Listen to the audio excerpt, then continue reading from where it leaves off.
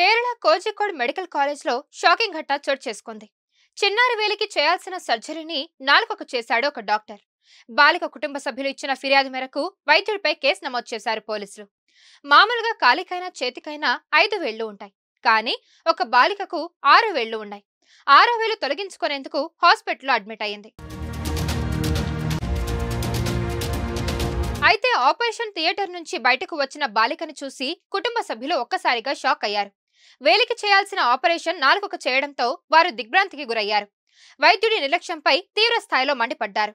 అయితే ఇద్దరు పిల్లలకు ఒకే రోజు శస్త్రచికిత్సలు జరగాల్సి ఉండడంతో ఈ పొరపాటు జరిగిందని ఆసుపత్రి అధికారులు చెప్పడం సిగ్గుచేటు. ఈ ఘటనకు కారకుడైన డాక్టర్ బిజోన్ జాన్సన్ ను సస్పెండ్ చేశారు.